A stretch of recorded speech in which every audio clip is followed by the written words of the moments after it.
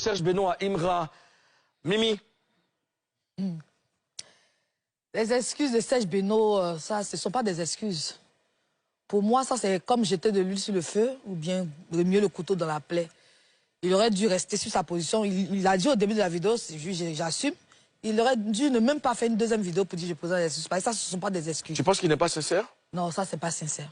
Mais il a dit, lui-même il a dit qu'il est sincère excuses. Mais moi, j'ai dit qu'il n'est pas sincère. Tu sens pas la sincérité dans les propos? C'est venu encore mieux le couteau dans la plaie. Ouais. Karina. Moi aussi, j'aurais préféré qu'il présente ses excuses sans revenir sur ce qu'il avait dit dans la vidéo, parce qu'il estime que c'est ce qui a blessé peut-être les fans de Imra, mais venir répéter ça, c'est-à-dire qu'il assume. Après, lui, là, on le connaît, c'est le gars qui a toujours assumé ce qu'il fait. Donc, il assume. Quand tu assumes quelque chose et que tu veux demander, même si tu assumes, si tu veux te présenter tes excuses, tu passes dessus. C'est-à-dire que tu ne ramènes pas ce qui a blessé, ce pourquoi tu es en train de demander des excuses. D'accord? Moi, j'aime bien qu'il ait demandé, j'aime la grandeur d'esprit, le fait qu'il ait demandé pardon, de s'excuser, mais après tout, le reste là n'était pas nécessaire. N'était pas vraiment nécessaire. D'accord. Au Jeune Afrique, Bamba. En fait, c'est comme si tu tapes quelqu'un et tu lui dis, ah, pardon, hein.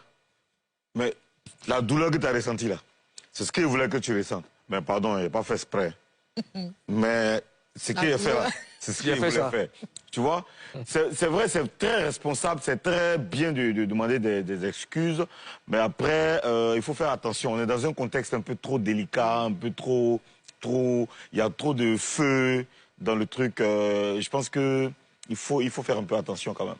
Sinon, c'est bien. Moi, j'aime bien le fait qu'il demande des excuses. C'est déjà un premier pas vers la paix. Mimi, Beno qui fait une vidéo où il assume ses propos. Il y va sans regarder, enfin, sans langue de bois.